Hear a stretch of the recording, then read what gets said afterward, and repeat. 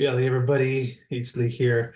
I'm going to go ahead and continue on to lesson 10 for the Introduction to Nahuatl YouTube series. And today I'm going to be talking about Calques, Loanwords, and folk etymology. Okay, so these are three very, very important topics in the Nahuatl speaking world. And so here we have two examples, which I'll go over in a little bit. One thing I want to really accomplish with this video is just kind of help everybody understand what or how Nahuatl has been influenced, right, by most of the Spanish language, but also how we kind of a lot of times people who don't speak Nahuatl, right, as their first language, they may kind of project their own kind of worldview from their own original language, we call it L1, onto Nahuatl. And sometimes that can lead to utilizing the Nahuatl language for something that it's not intended for, right? For example, a lot of times people will say that the Nahuatl believed in energy, right? So energy is a very, very common thing to encounter. But Nahuatlantes will be quick to point out there's no word for energy, right? And so as a result, it's like, where do we go from there? What does that mean, right? And so this lesson will kind of just cover all of that, so we can just kind of get a deeper idea of how the Nahuatl language has been impacted and how is it being adapted to the modern world, right? Because a lot of times, when I speak to Nahuatl speakers, and I ask them, hey, can you translate this? A lot of times the response is, well, there really isn't a way to say that, right? And so one thing we have to remember with Nahuatl as an endangered language, right? Like a lot of times it's kind of the focus is on a different kind of life, right? Not like a modern life. The focus is on somebody or people who live in pueblos, right? And who may not have consistent Wi-Fi, right? And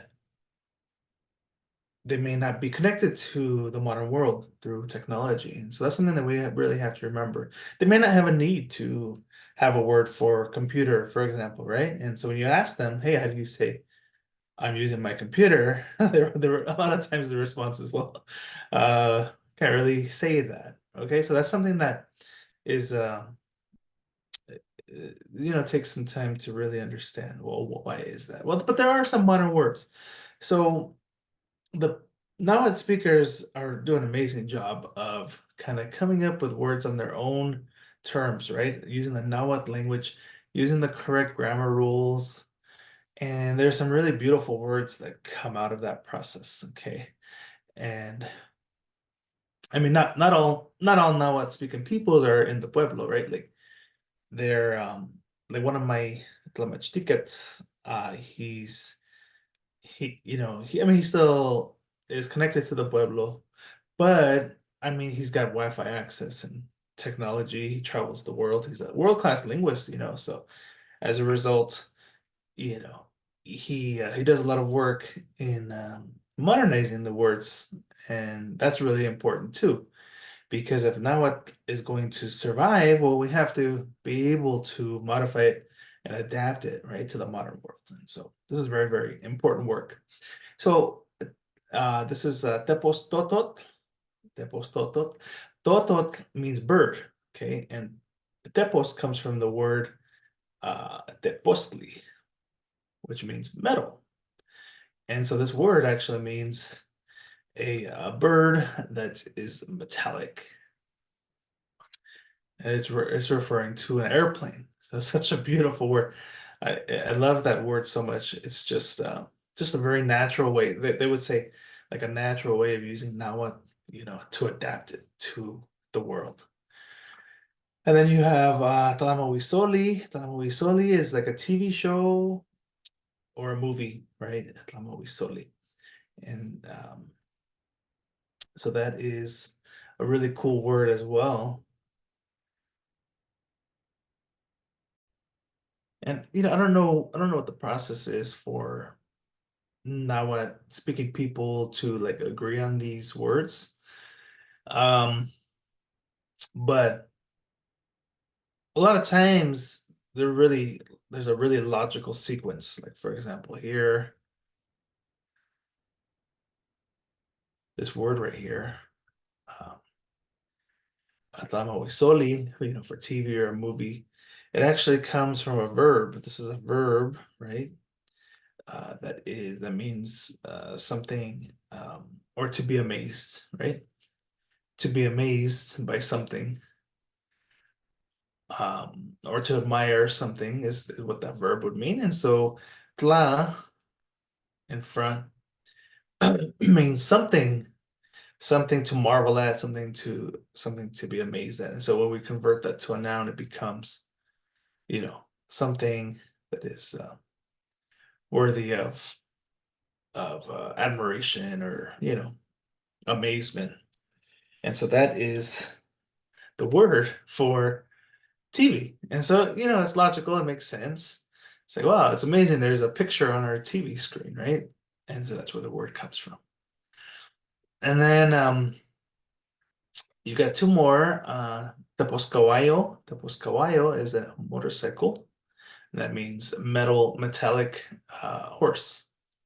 And then you have tepos papalot. This is a metal butterfly. It's for a helicopter.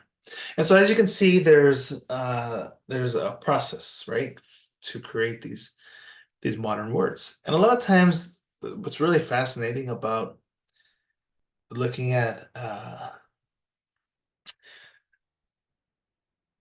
words that have a new meaning from classical times. For example, there's like a verb for to have, but that verb didn't really exist, right? In classical times, it was not really anything that was used in those times. So a lot of times the verbs can change meaning as well. There's a really great example here I'm looking at. Ishmina. This Ishmina is a very interesting verb. I thought it was so fascinating. One of my tickets, she was actually using this verb, Ishmina, and the context that she was using it in was interesting because I recognized the Mina part, right, as a dart, and then the Isha's face. If you look at this verb in classical times, it actually meant, back then, it meant to be stabbed in the face with an arrow or a dart. But the context in which she was using it in a context of like the light was hitting her face and it was so bright, she had turned her light on, right? Um, and she said, Nikishmina, right? And so she says, I'm basically overcome by the light. Nikishmina tlawili. And that's the new meaning of the verb, right? So I love that, some of the older verbs like that are not as applicable anymore, like Ishmina, getting, we don't get stabbed in the face with arrows much these days, but the fact that they can take that verb and change the meaning, right? It has a metaphorical meaning now is really nice. And it's a really cool process to see. And these are all valid, what we say, natural ways of speaking now, because these are controlled by the Nahuatl communities, right? And they're using the grammar rules to complete these new to complete the transition to these new words. And so that's just an example of a process that comes from within the community, and that's really cool. So let me clear these. The other thing, I mean, these are all well known. A lot of Chicanos, point these out. They say, hey, we speak Nahuatl, right? Mexican Spanish is composed of quite a few Nahuatl words that may or may not be understood in Spain, right? And that's absolutely true. And there are quite a bit of Spanish loanwords.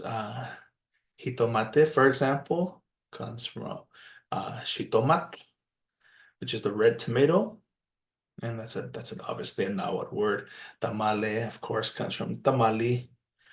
And then this is a really cool word, petatear. Petatear means to die, and it's very specific to Mexican Spanish.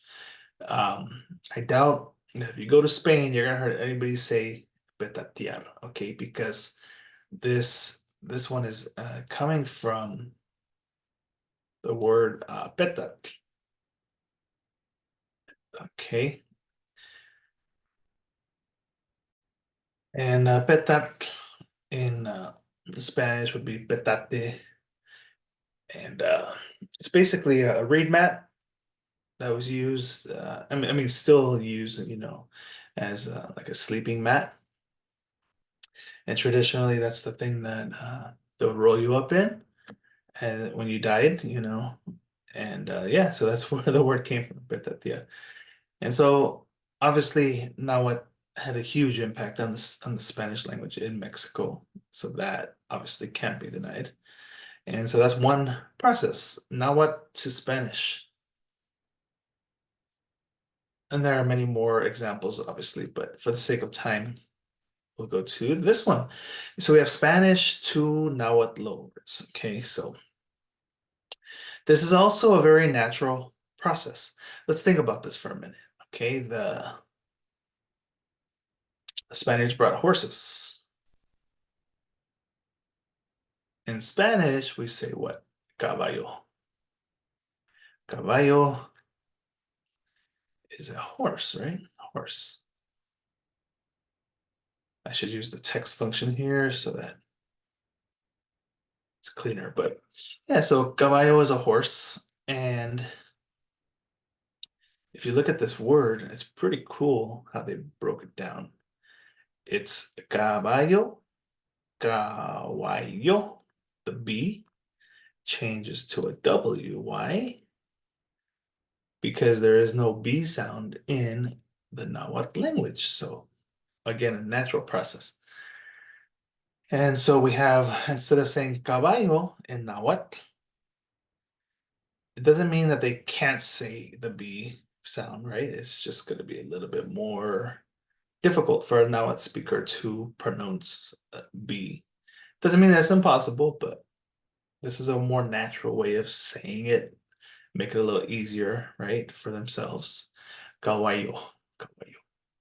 And then a lot of times they add a H at the end, OH, to what we say Nahuatlize, the Spanish word. So this is different from the process that I showed you from before, where they would use a Nahuatl word to, like a new modern Nahuatl word to describe that thing. Now we do have some examples from like the very early,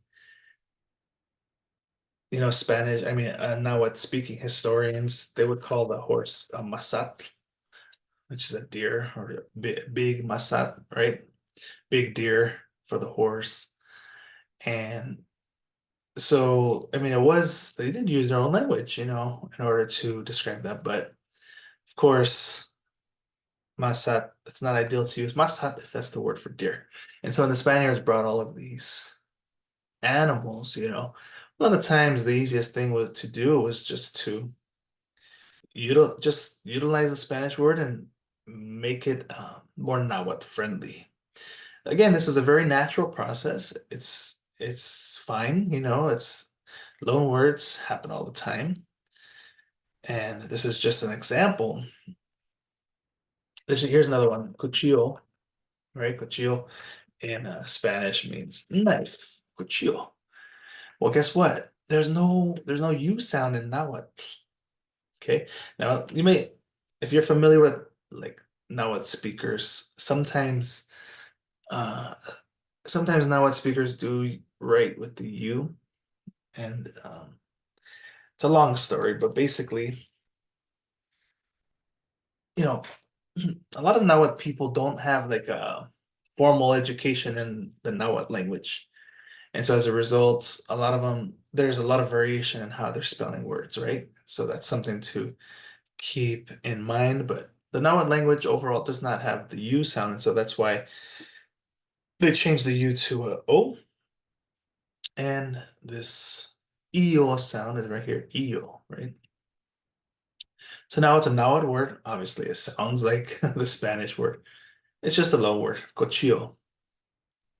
But I really love how it's not it's not just cuchillo, right? Like they still kind of I gave it a Nahuatl flavor. And then pancin. Can you predict what that is? Pancin? Yeah, comes from pan, which it's bread.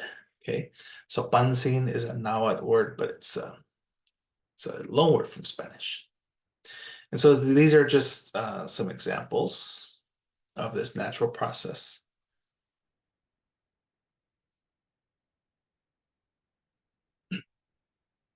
of loanwords. So now we get into the tricky territory. Okay.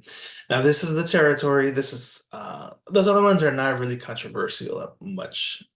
Maybe somewhat, but not much. But when it comes to the Calques and also the folk etymology, this is like the really controversial part. And so you're forewarned here. But that's really tricky territory. It's really tricky. And so I'll go through it and just give you some examples. I'm going to give you some examples of just some ways that I've kind of encountered it naturally with, Nahuatl speakers. So you can kind of see from their perspective what is the major problem. But I will say that not not all Nahuatl speakers find calcs to be like highly problematic, right? Like some of them use calcs and they're fine with it. It just depends on who you talk to.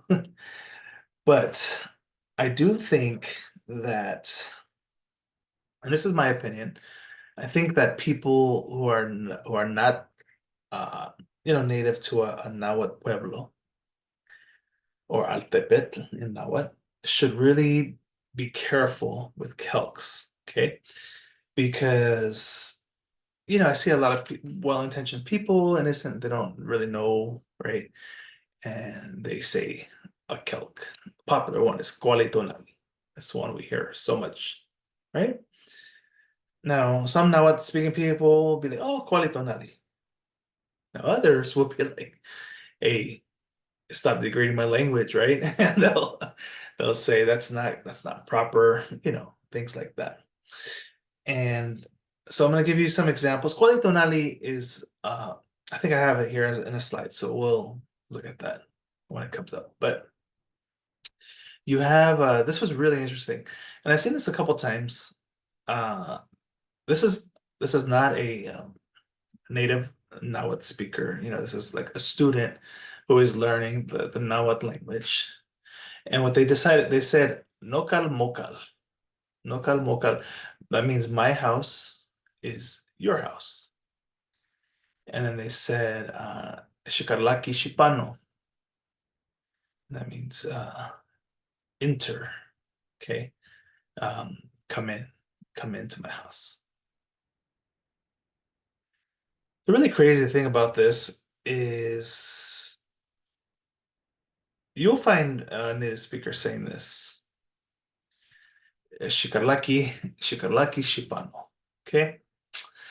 And that's not really considered to be a calc. I don't think it's just it's a pretty common greeting.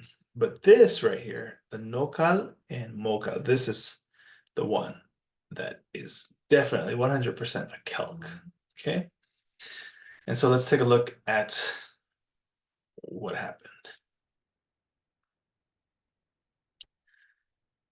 So first of all, we have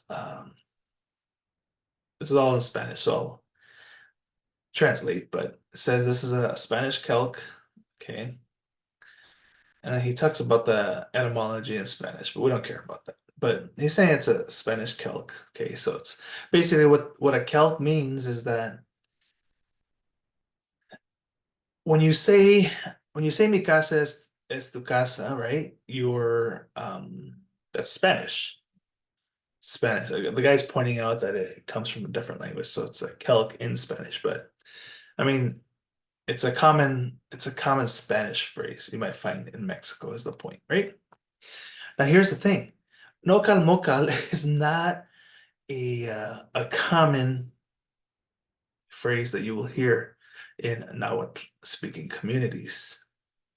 Basically, what's happening here when we call it calque is you're directly translating the Spanish into Nahuatl without regard, without understanding the context, without thinking first, hmm, maybe I should check and see that this is actually utilized in the Nahuatl language, right? Like most people are not going to do that because they don't have the resources, they don't have the skill, So again, a lot of this is just innocent mistakes, I would say. I mean, I don't think this guy had any ill intent with it.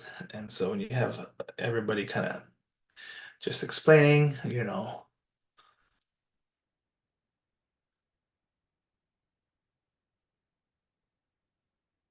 and this guy's saying that shikarlaki is not the most natural way. You can say shimopanulti. There's a different way of saying it. And he's identifying the Nahuatl from Cholula. So it's different by the community too. That's the other thing that makes it complicated.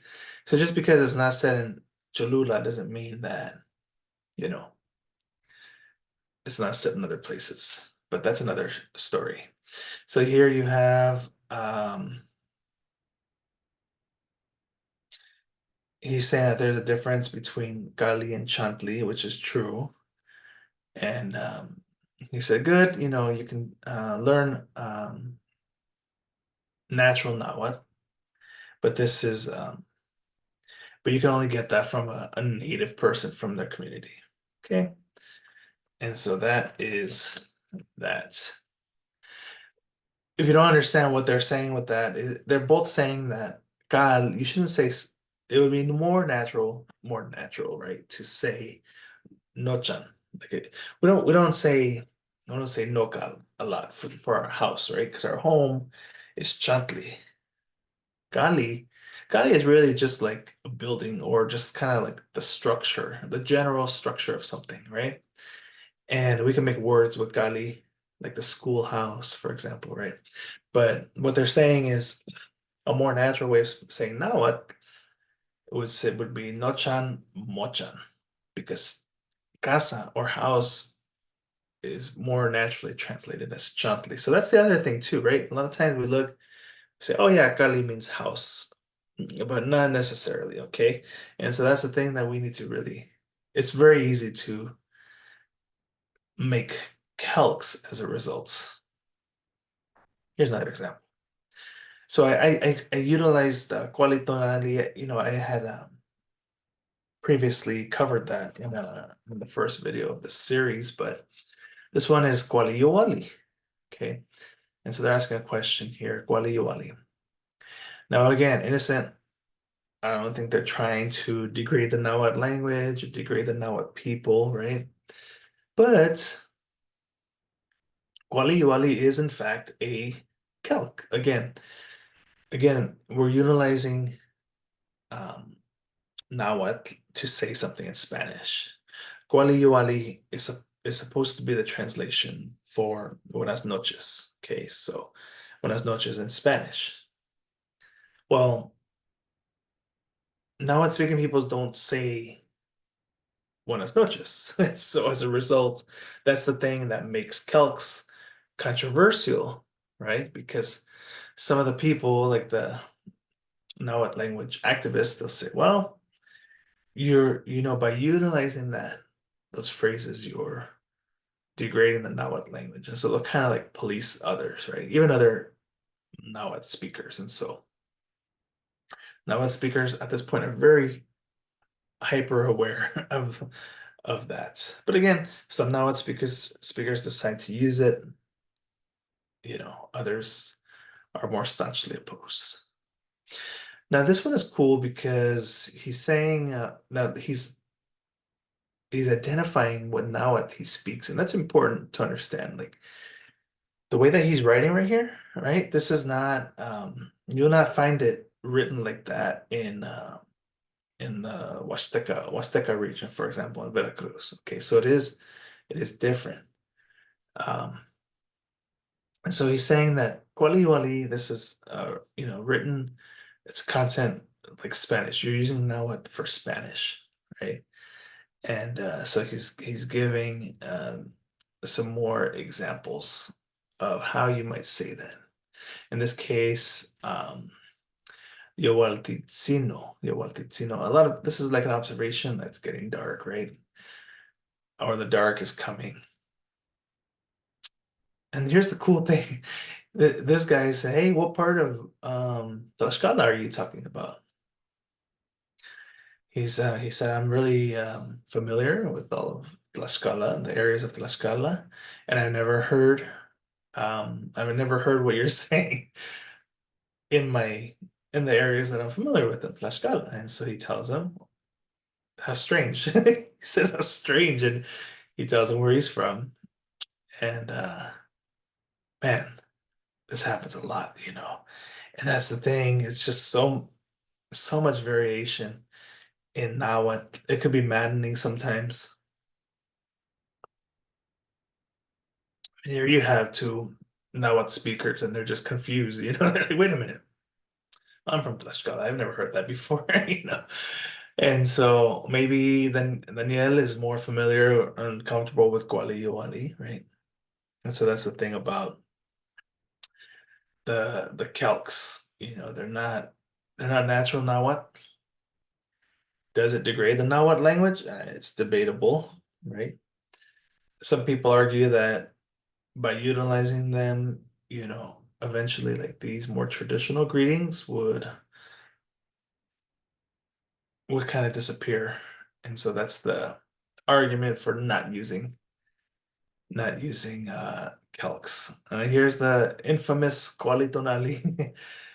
And again, very innocent. I don't think any of these people have any malintent here. It just says qualitonali. She thinks that's right. Qualitonali, by the way, is just a way to say buenos dias in Nahuatl.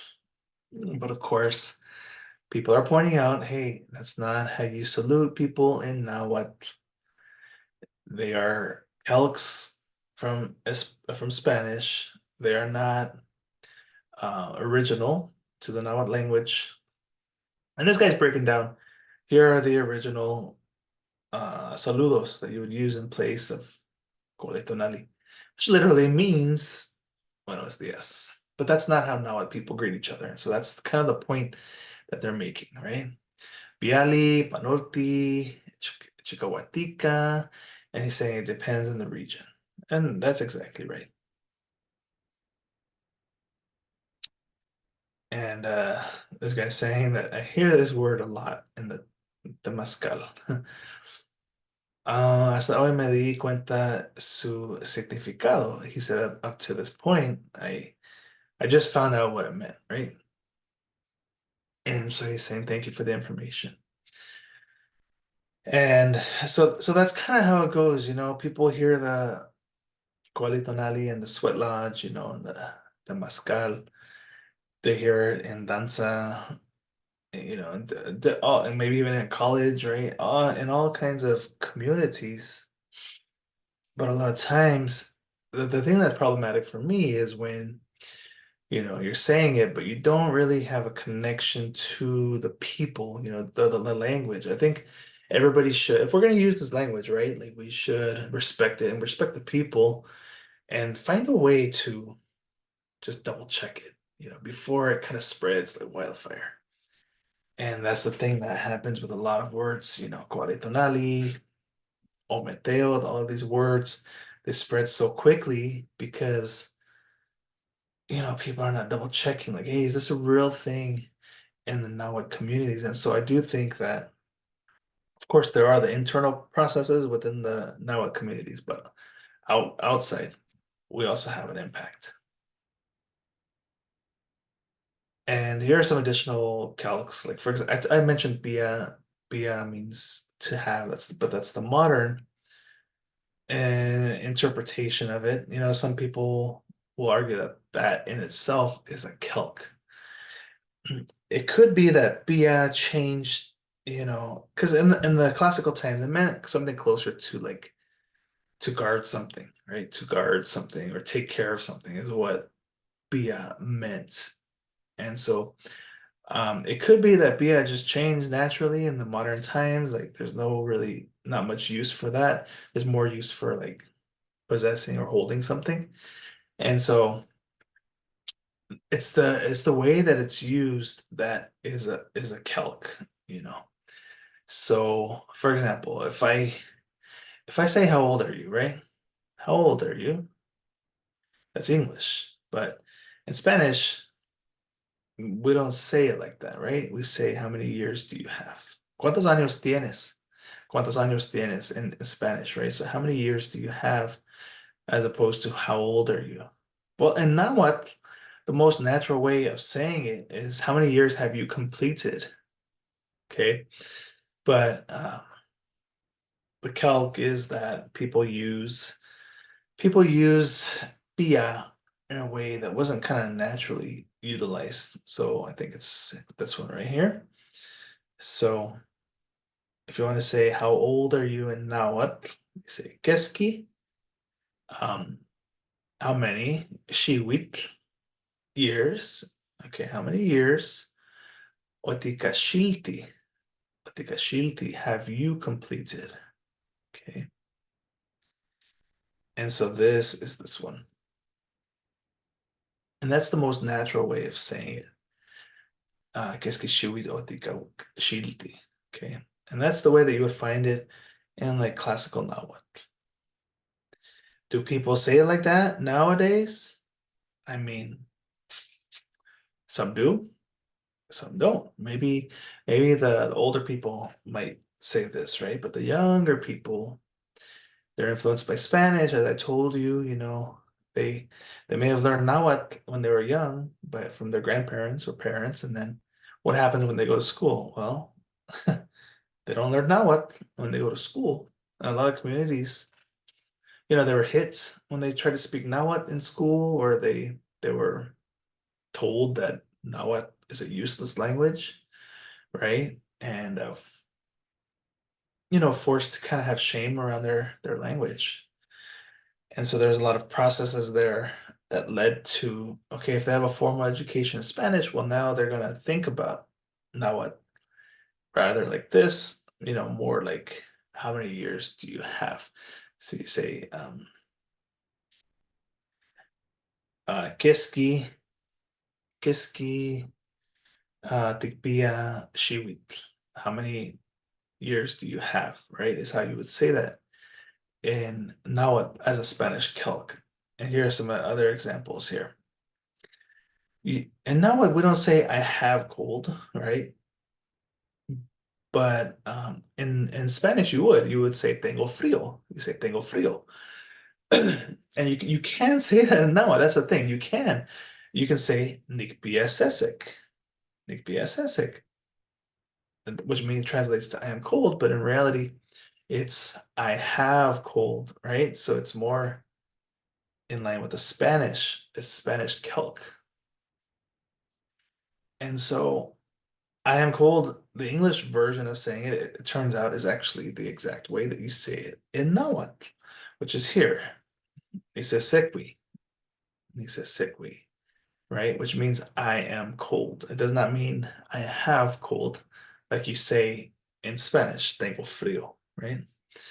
But again, this is a calc. These are Nahuatl calcs here, you know, biasesic. Um, I have cold, and then for this, if you want an example for this, you can say Nikbia. This means I have, and then you can say, I don't know, ome po wali, ome po wali shiri. Okay. I have 20 years, is how you would say that as a Calque. Okay. And so that's what a Spanish Calque is.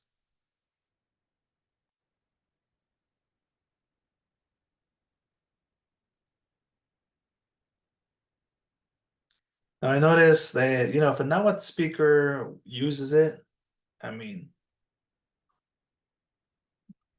it's generally okay, because they're Nahuatl speakers and they can decide to use the language however they want, right?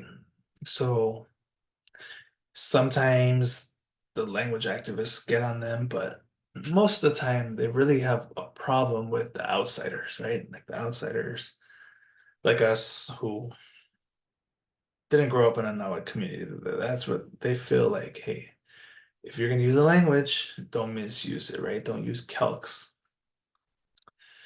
And so that's when they'll correct. And so this is an example of somebody who might be a Nahuatl native speaker because he's identifying that it's from Huasteca, from Hidalgo, Huasteca, right? But look at this. He's saying Tipia Yeyexi Mo Ishtio. And this literally means you have very pretty eyes, which of course using Tipia in that sense is considered to be a Spanish Celtic. Now, um, this person, right, is saying that to say your eyes are pretty, you don't have to say tikpia. It's not necessary in this case. Like there are now processes, right? You can say yeyektin mo ishtiol, and that's right. You can say this means your eyes are pretty, and that's really all you need. This one is cuacualtzin mo ishtiol, and that means again your eyes are pretty. Cuacualtzin is a synonym for yeyektin, so both can mean pretty. And then you have another person using tikpia, right? Tlancualtzin ixtolome tikpia. So you have, so using a Spanish calc. And then some of them use calc, some of them don't.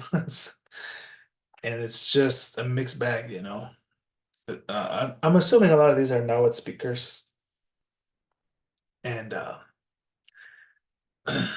that's the crazy thing when it comes to the Nahuatl calcs. Okay. So just the whole point of this is just for you to understand it's highly controversial. As you can see in this screenshot, it's highly varied. Some people use it, some people don't, some people have a big problem with it. Some some don't even realize actually. Some don't even realize that they're utilizing a Spanish calc. And again, it goes back to really a lack of education, right? People who understand the grammar, they will understand and they'll say, oh yeah, can say you can say tikpia, but that is a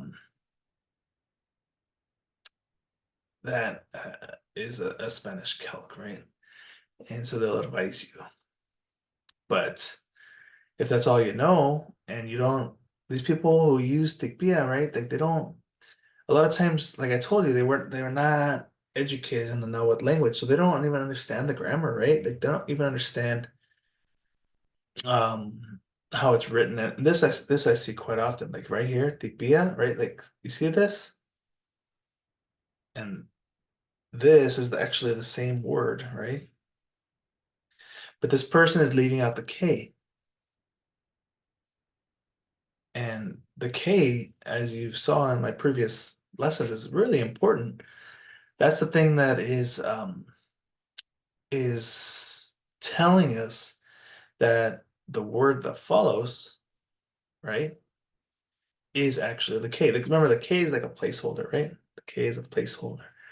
And so the fact that, and this is very common too, like I hear it all the time, and people will say tipia, my brain, I'm like, what? That sounds weird. It should be tikpia. But they're like, no, no.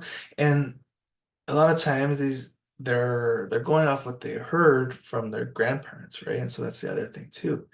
Like you can't fault them for that. Like they don't hear the K, right? They don't hear, if you don't hear the K in tikpia, well, you're gonna say tipia, and that's how you're gonna write it. And so they don't have education in writing, reading a lot of times in the grammar, right? And so that's a huge obstacle in the preservation of the Nahuatl language. And so he's just saying in his variant, um, this is when he makes this face here, that's the Spanish Calque way of saying it. And the ones with the glasses, this is the more natural way of saying it. Okay, so um, you can see the difference here. So that's just another example. And obviously, this is somebody who understands the grammar. If you don't understand the grammar, you're not even going to be able to identify what's a calc and what's not, right? And so that's the other thing. That's the other reason why people like this are very, very important. People who can speak and understand the Nahuatl language, but also they understand the grammar. Very, very important to the preservation process. Now, lastly, I just want to get into folk etymology. This is really interesting because it comes up a lot. This folk etymology, and it's basically what it means is when somebody who doesn't really have, you know, to really understand etymology, this is like this is advanced. Like this is super advanced. Like this is the territory of professional linguists, actually, right? And so people who are trained in professional linguistics, they can understand, okay, how is this word related to other Uro-Aztecan languages, right? They're very like Cora and Huichol, they're very closely related to Nahuatl, right? And so Nahuatl linguists will be able to say, oh, hey, this word must be a very old word and it's related to Huichol. Maybe it's the same in Huichol and Cora, right? It's the same. So therefore it has like a shared history that's very, very old. For example, Metzli. Metzli is a very, very old word. And we know that is because a lot of the Uro-Aztecan languages you still preserve Metzli, right? And so if it's the same or very similar, we know that has to be a really old word. And so if we try to explain the meaning of Metzli using modern day Nahuatl, we're not going to be able to do it because it did not derive recently, right? It's a very old word. And so we see that with a lot of words, like yolot and teot.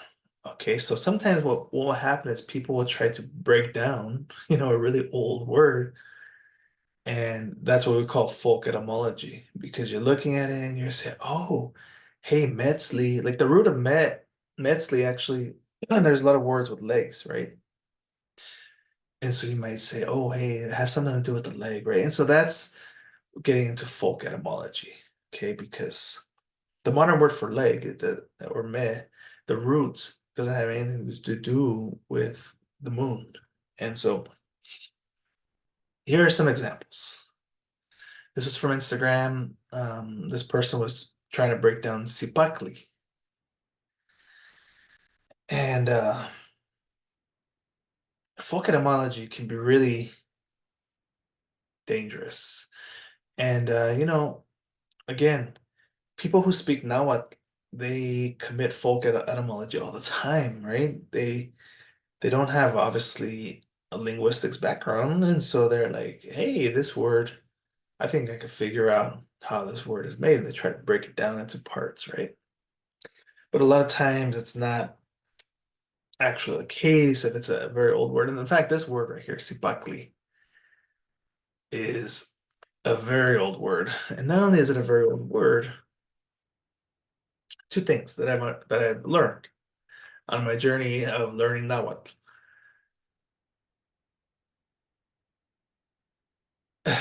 The first thing is this word sipakli, and I'll just write it like this for those of you who don't recognize it, but this is always translated as crocodile. Okay. And it's one of the signs of the Tonalpoali. One thing to understand about the Tonalpoali and the Shupuali is that they're very old.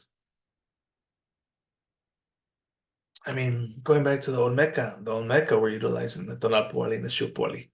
And so a lot of these words are just kind of borrowed. And that's the case with the Sipakli. Sipakli is actually not even a Nahuatl word, but you would have to be a linguist to understand that. Sipakli actually come from Azteca Maya. It's not even the Nahuatl language. It comes from Azteca. And so some of the Nahuatl words are actually borrowed their loan words from other languages, in this case Azteca Maya. It's a Mayan word, right? And so here you have folk etymology being committed because this person doesn't realize how old Sipakli is. Obviously, they're not a linguist. How would they know that? But they're trying to utilize their current knowledge of Nahuatl to then make sense of this word. And so this is very, very dangerous territory when you're looking at etymology. Well, how is it constructed, right? It's not most times it's not going to be easy. So this whole thing here is completely wrong. Okay. Um, Se means one, yeah. Si does not. Mm.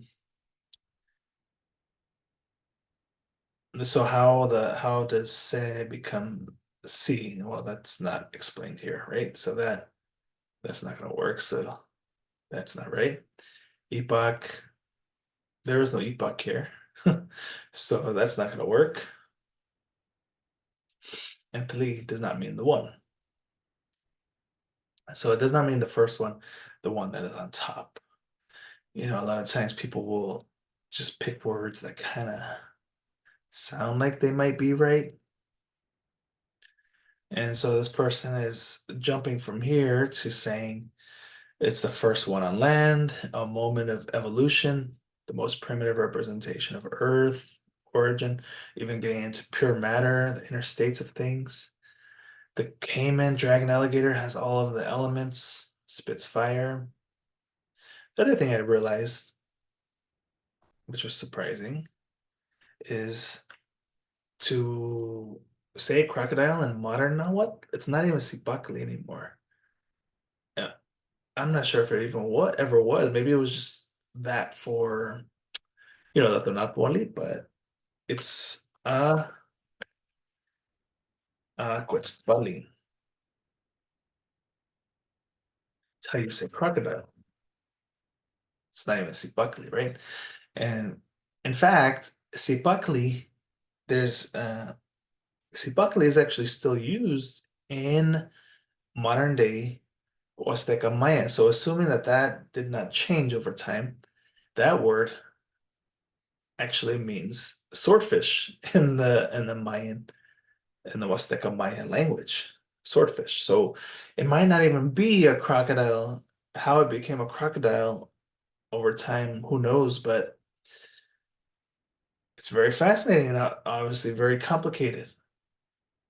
So Aquetzalcoatl it actually means water lizard is the word for crocodile. So that's the other thing too. Like, is the word even used in modern communities? In that case, it's not. In this case, it's not, right?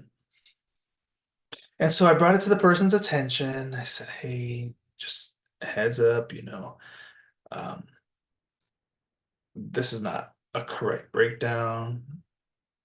And he said, that's why we're all so different. And that's the beauty of our cosmic life. In my path, I always find wannabe teachers that don't want to learn, right? Wannabe teachers that don't want to learn. They only teach like they know it all. My findings also have showed me that there are different variants for everything. Nothing is absolute. Thank you for your constructive, not discredited opinion. This is very dangerous. And I've seen it a lot, right? Like if you tell somebody, hey, I don't think that the etymological breakdown is correct, it's and you explain the whole process. Well, first of all, they feel attacked, but second of all, they say there's different variants, which is true. I mean, I showed you, several cases of that. It's very true. You can say something so completely differently depending on the community, right? But here's the thing. If we're not rooted in a community or we're not consulting with Nahuatl speakers, how would we know? How would we know that it's a different variant, right? Like what variant are you talking about? And that's the danger in folk etymology. Sometimes it's just best to say, hey, look, I don't know, right?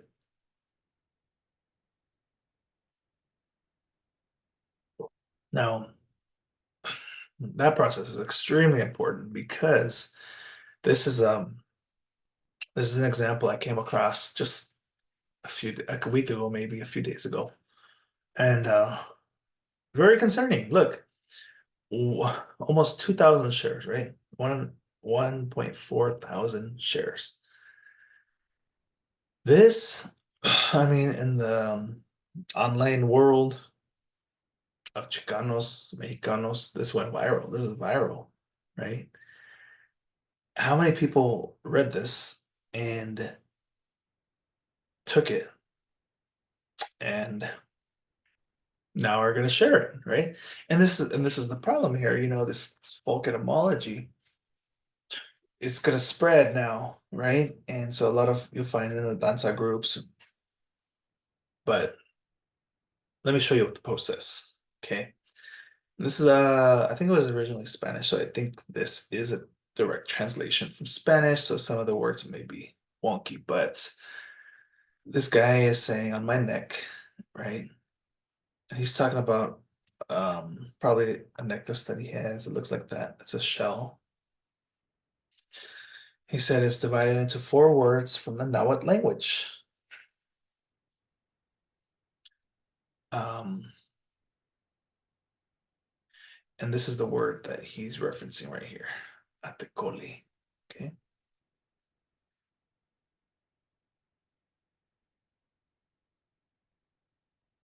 And this word is the word for the conch shell. Okay. And it's another case of folk etymology. Here's the problem. They they break it down, okay, into 4 component parts. But what's the intention behind it, right? Sorry, let me go back. So the intention behind it is to kind of make some connections to their own personal philosophy, right? And at does mean water, and then dead stone, cocotli pipe, and all in motion. All right, so good. So what's the problem? Well, this word, I'll type it up here, does have water, but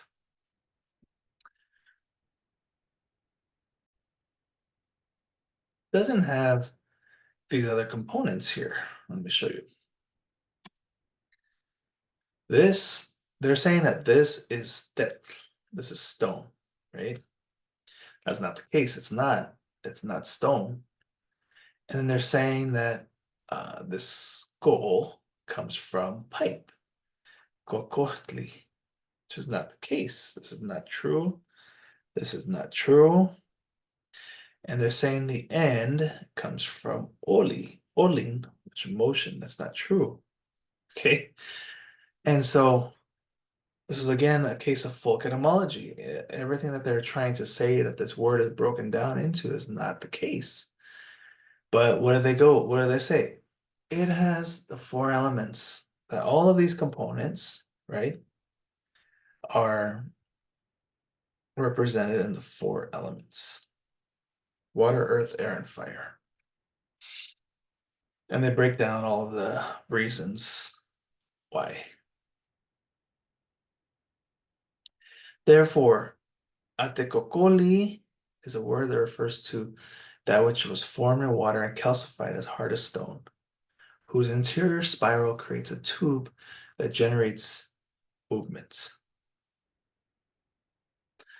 I mean, this is incredibly profound to so many people. I mean, the comments in English and Spanish, they were just raving. They were like, wow, this is so profound. This is amazing, right? And that's why it was shared so many times and it went viral. But none of this is true. If the etymology is false, then all of this must be false as well, right? And so they're coming up with some really nice flowery language to kind of drive the point home. It's the four elements, and then you got the four cardinal points. That's why you touch each of the four cardinal points. They're talking about like when you're like in danza and you're using the conch, right? For you're blowing into the conch for the four directions. Um, Basically they're trying to connect to, oh, the four elements, you know, you're touching the four elements, the 4 points. Well, these might be good words for the directions, but the thing is, I de the placing teteo like this into directions we know is actually not a thing. Miguel Leon Portilla actually started this thing, from what I could tell. Aztec thought and culture. I think this is the first time I've seen somebody try to do that. The teteo are actually scattered throughout the directions, and so there's not any fixed teteo for the directions like this. It's not in the primary source. So that's yet another thing that Miguel Leon Portilla came up with and everybody took, right? And took it as truth. And so, I mean, that's very common to see, but not correct. They go on, this post is really long. They go on to say, oh, that's the four seasons of the year. And then they have the Nahuatl words for the four seasons of the year. And then they go into the four elements that we need, the oxygen, hydrogen, the four limbs, right? So they're really Nahuatl, and they end with, when we sound Atekokoli, it is actually a mystical act and power where we generate that the four essential elements for life are integrated into a movement that opens a tube or navel of connection to call upon the sacred energies that are present and intention that we are invoking. And then they gave credit to this person, Xochicuatli CH. I tried to look on their page, but since I'm not their friend, I can't see where they put it on their wall. But anyways, that's the person who this person is crediting with all of these original ideas. And again, wow, so many danzantes, people in Mexico and the United States, man, shared it everywhere. And they just thought it was beautiful and profound. But get this, not only is it folk etymology, but the whole post is actually just it's kind of like a calque. It's kind of like the whole thing is a calque. You're utilizing you know, a European mindset, just putting Nahuatl words on top of it, which is really crazy, right? It's this is really a misuse of the Nahuatl language. This is a very clear example. And I would even say it's misappropriation of the Nahuatl language. Now look at what the Nahuatl speaker said about this. And it's a crazy thing. First of all, this is what I said, right? On somebody who posted it. I said, this post is erroneous. But hey, what do I know, right? this guy just said, "Don't be a hater." There's no point. There's no point. But thankfully, there's a lot of Nahuatl speakers who spoke up and explained. So, and this is so important, when they said the four seasons, the crazy thing is these are Nahuatl words, legitimate Nahuatl words for the four seasons. But check out what this guy says. He says four seasons is a foreign perspective. In the Nahuatl world, there only exists two seasons. And your interpretation doesn't follow the logic of a Nahuatl. It's disinformation and ignorance. And he's right. In Mexico, in Nahuatl communities, there are only two seasons that are recognized. Okay. The wet season, the dry season. That's it. And this guy says exactly that. If you don't live in a Nahuatl pueblo, you're not going to know that if you don't live in Mexico. And so he says we only have two seasons, okay, dry and wet. And they call it Chopin and Tonalco, and that's right. Go back to the prose, they have Chopin, but they don't even have the other one. Tonalco. They don't even have Tonalco. They're using it completely. And now, if you look in dictionaries, you will probably find these words. I looked up a couple, and yeah, they were there from the 1500s. And so you might be wondering, like, well, what's wrong with that? They had words for summer, winter, and the four seasons, and in the 1500s. But again, that was just for Spanish use, right? Like the Spaniards had to utilize some Nahuatl words for the seasons that they're used to the four seasons. And so again, it's kind of like trying to make this profound post, right? But really, what you're doing is you're just using the Nahuatl language to explain something that is not native to the Nahuatl language. And so he says this is false information. He says, Atekokoli is not formed of those words that you said. Um, the idea of four elements is foreign to Nahuatl. And a lot of people ask me about that. I tell people that sometimes. I say, these the four elements, earth, air, wind, fire. Earth, air, fire, water. Sorry, it's foreign. It's European. That's a European thing. That's not present in Nahuatl communities. And then people will say, "Oh well," but there are words. There's Tlali for earth, and then there's Hekat for wind, right? And they list Tlet for fire, Det for fire, and then At for Awa. So because there's four Nahuatl words, there must be four elements. But that's not right. You can't just use the Nahuatl words to represent a European concept, which is what you're doing. If you're trying to say that Nahuatl people care about the four elements, that's not the case. It's not like he's saying he's a Nahuatl person, right? A Nahuatl speaker, and so he's saying that's not the case. And so he's saying, Chopin and Tonalco are the two seasons. We don't have four seasons, and he's talking about just based on where you're at in Mexico, in proximity to the equator. It just doesn't happen like it does in other places in the world, like Europe, right? And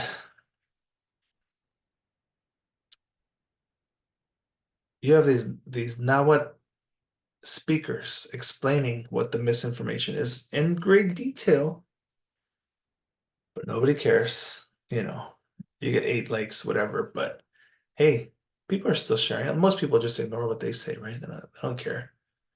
And that's problematic. Highly, highly problematic.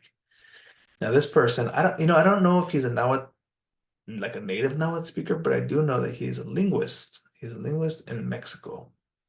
He's a very, very prominent linguist, and he's actually advises the Anali board. Anali is the body that regulates standardized now modern Nahuatl. Like he's a part of that, like writing Nahuatl so that everybody can understand, right? It's a very, very important person. He's got several books and publications, but look at this. He says, "Don't share this trash." Hey, he's got 10 likes, but that doesn't compare to the thousands of times that it was shared.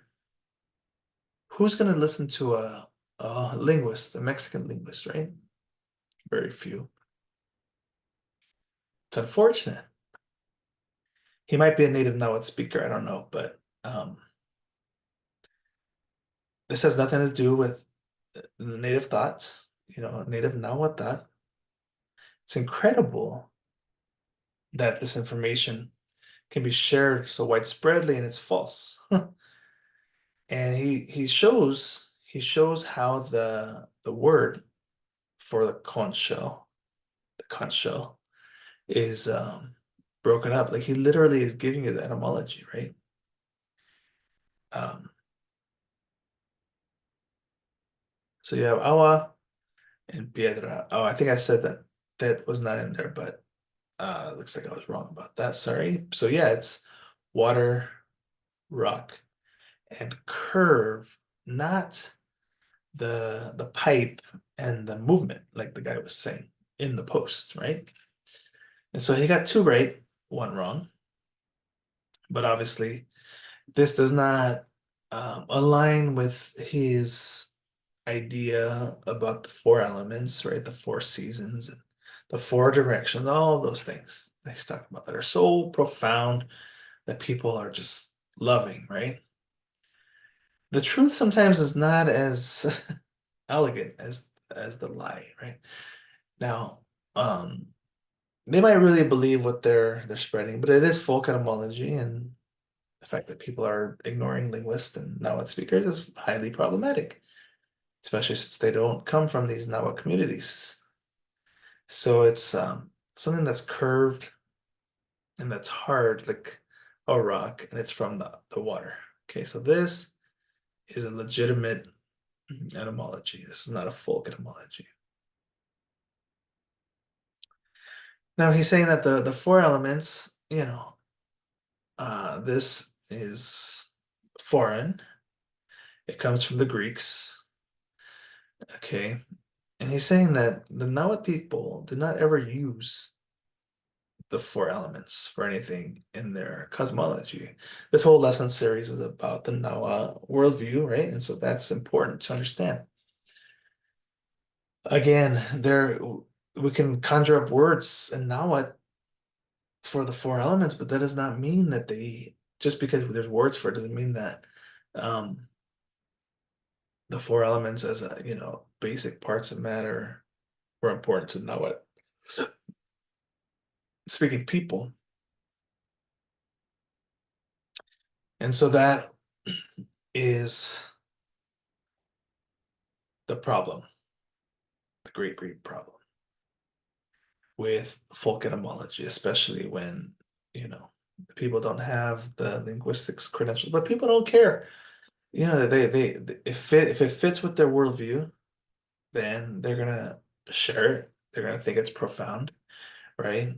And you're probably gonna encounter it somewhere. But that is Calques, Loanwords, and folk etymology. And so I hope that you enjoyed this video and got something out of it. Please let me know in the comments if you have any questions, anything you need me to elaborate. Um, Las Kamati for watching, and I'll see you all next time.